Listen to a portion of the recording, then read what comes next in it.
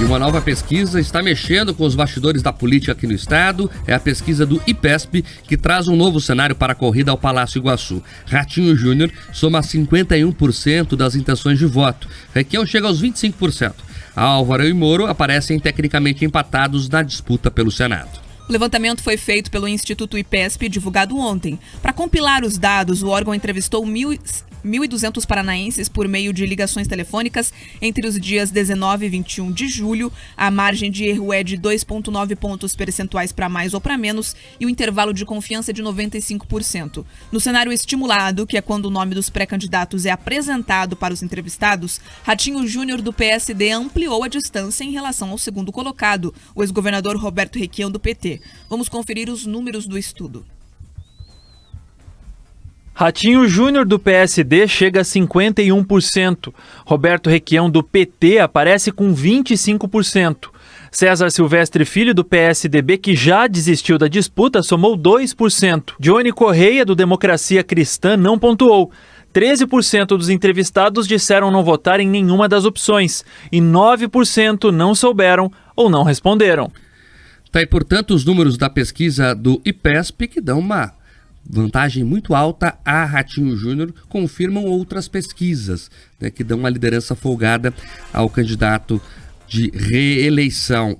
Nesse caso, o Ratinho chega a 51% sem o voto válido. Quando você considera o voto válido, que é aquele voto que o TSE utiliza para totalizar a eleição, tira o branco e nulo, ele passa de 60%, então tem uma vida tranquila, Ratinho Júnior, que mostra um pouco do cenário que estamos vendo, né? No segundo lugar vem ali o Requião, que tem a taxa de rejeição mais alta entre os pré-candidatos, segundo esse estudo do IPESP.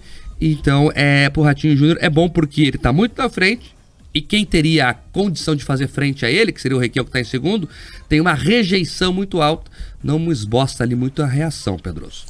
Exatamente, Mark. Essas pesquisas, elas valem a pena também a gente olhar quando você tem dados de um mesmo instituto e você consegue olhar períodos diferentes. Então o IPESP, ele terminou essa coleta dessa pesquisa que ele está divulgando, né? Divulgou ontem, ele terminou ali no dia 21.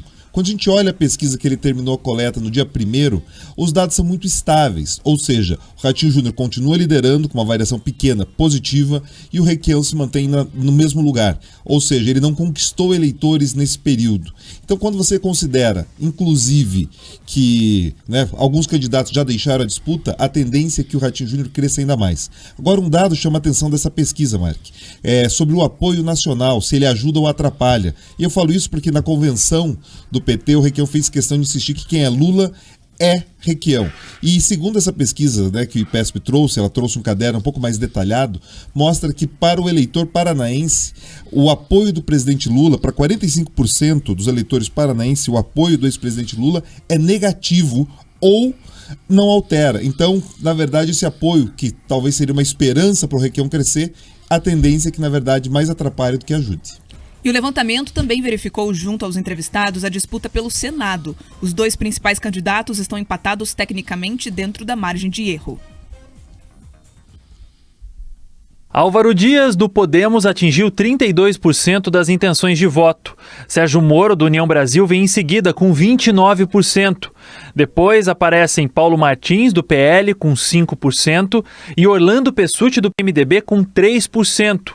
Mesma pontuação de Guto Silva, do PP.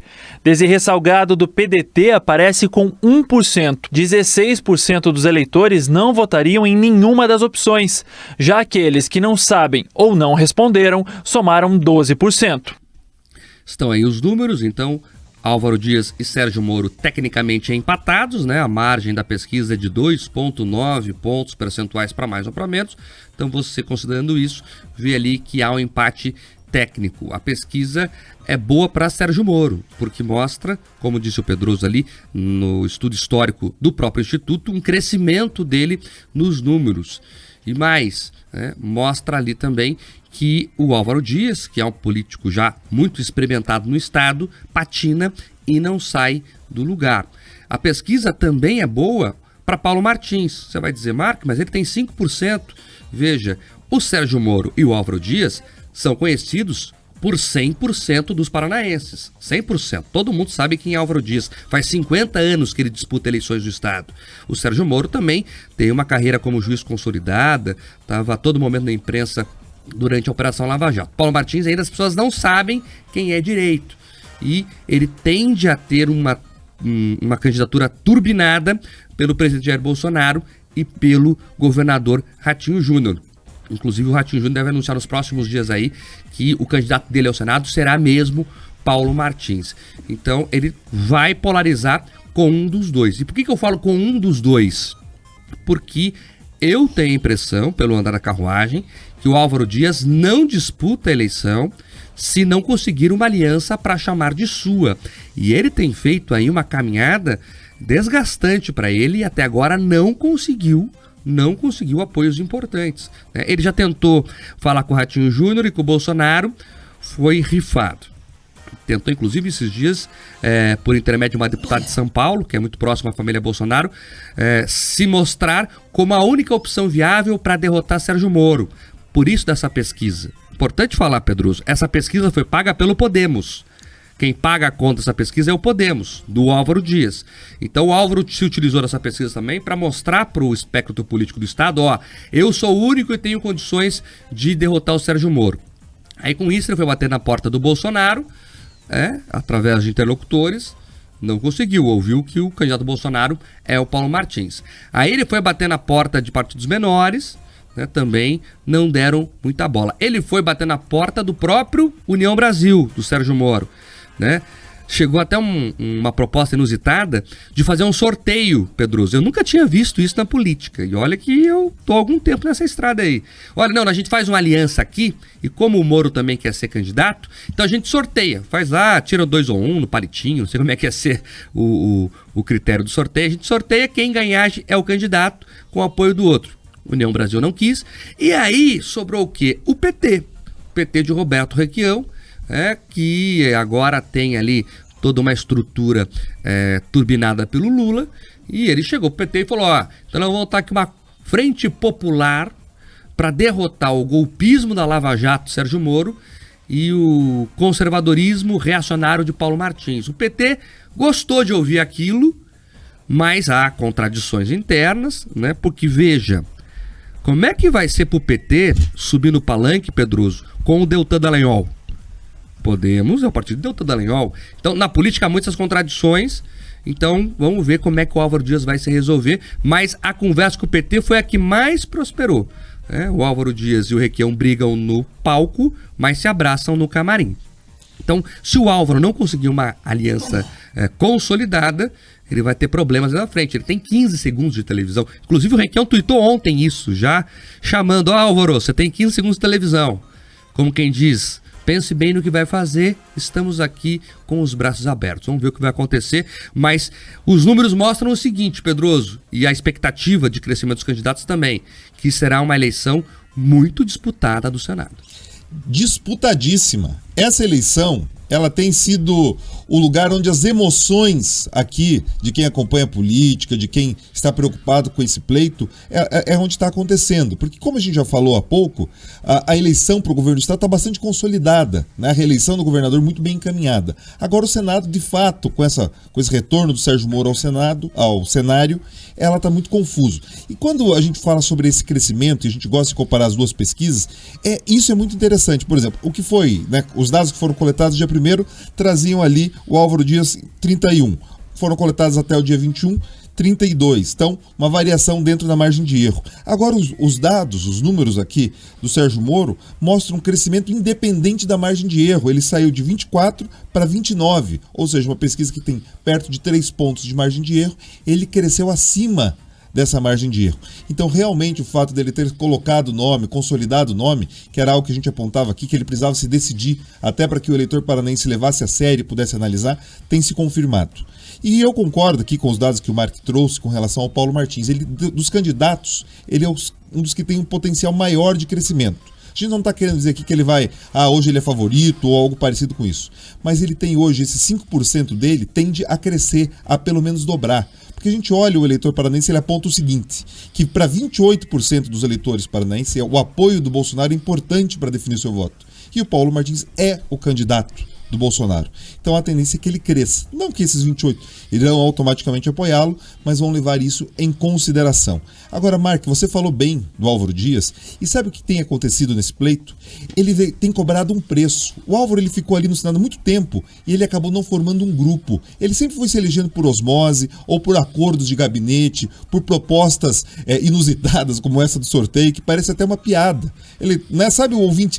Pense bem, olha a seriedade com que eles estão tratando a questão da representação do Senado no Paraná. Propor algo, um sorteio, como se fosse prenda de escola. Não é isso. Então, assim, ele está pagando um preço justamente por não ter se preocupado. Quando você conversa com prefeitos ou outras lideranças, eles dizem que o Álvaro sempre foi muito distante, nunca se preocupou em ter uma atuação concreta ali nos municípios. Então, nesse momento que ele precisaria de um grupo para garantir ali um combustível nessa disputa, ele tem sofrido e não tem encontrado ninguém para lhe estender a mão, a não ser alguns adversários históricos que parece, sabe muito o que, Mark? Aquele abraço dos afogados, sabe? Será que vai ser a chapa que pode aposentar Requião e Álvaro Dias junto, Pedroso? Olha, tem esse potencial. Se os dois se abraçarem, a tendência é que esse é o tipo de conta que mais e mais não acrescenta. Na verdade, os dois tendem a sair menor caso eles concretizem esse movimento. A sondagem também perguntou aos paranaenses para quem eles votariam a presidente da República. Vamos aos números. Jair Bolsonaro, do PL, aparece com 47% das intenções de voto. 29% dos entrevistados votariam em Lula, do PT. Ciro Gomes, do PDT, tem 6%. A senadora Simone Tebet, do MDB, 3%. Pablo Marçal, do PROS, Felipe Dávila, do Novo e André Janones, do Avante, aparecem com 1% cada um. Vera Lúcia, do PSTU, Luciano Bivar, do União Brasil e Emael, da Democracia Cristã, não pontuaram. Brancos e nulos somam 7% e 5% não sabem ou não responderam. Tá, e portanto, os números da pesquisa A Presidência aqui no Paraná, nós vamos falar no próxima pesquisa dos números nacionais. Esse aqui é o recorte do estado, para ficar bem claro, são coisas diferentes, tá? Isso aqui é como os paranaenses vão votar segundo o IPESP, uma vantagem grande do presidente Jair Bolsonaro, se já era esperado. O eleitorado do Paraná é mais conservador e conversa melhor com as propostas, né, e com os princípios de Jair Bolsonaro. O Lula vem ali em segundo lugar. Me chamou a atenção, Pedroso, que o Lula faz mais votos que Requião. Então o Requião não conseguiu nem chegar nos votos do Lula, pelo menos até agora. Pode ser que chegue daqui a pouco, tem alguma coisa para acontecer ainda. E também mostra o que nós já vínhamos dizendo aqui há muito tempo. Há muito tempo. Inclusive ontem falei com um dono do Instituto de Pesquisa e ele me alertou sobre isso. Olha, os institutos não estão modulando direito o tamanho de Bolsonaro no sul do Brasil. Tem instituto dando que o Bolsonaro perde no sul do Brasil, o que é meio estranho. Cada instituto tem sua metodologia, vamos ver como é que isso vai se confirmar na prática. Mas o IPESP vem mostrando ali que o Bolsonaro vai bem aqui no Paraná, e isso deve dar um gás também no número nacional, Pedroso. Sim, esse tipo de amostragem, muitas vezes no Sul, alguns institutos têm uma dificuldade muito grande de pesar de forma apropriada, inclusive esses eleitores. E muitos eleitores, para alguns grandes institutos, até pelo histórico deles, de certa tendência para um lado ou para o outro, eles acabam evitando responder. Agora, esse dado aqui que o IPESP traz, ele é muito, muito direto e ele consolida muito a percepção das pessoas, que de fato a eleição, né, o presidente Bolsonaro, ele tem um cenário muito favorável no Paraná.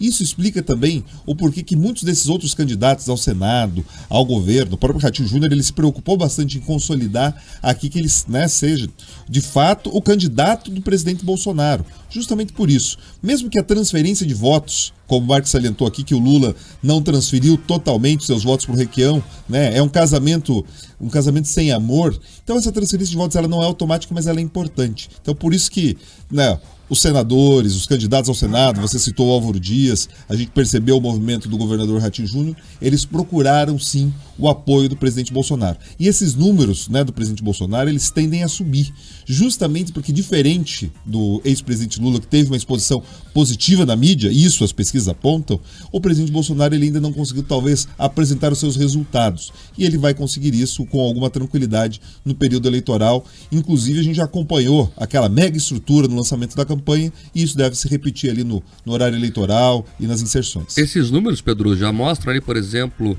a repercussão da queda do preço dos combustíveis? Esses dados ainda não estão tão perceptíveis.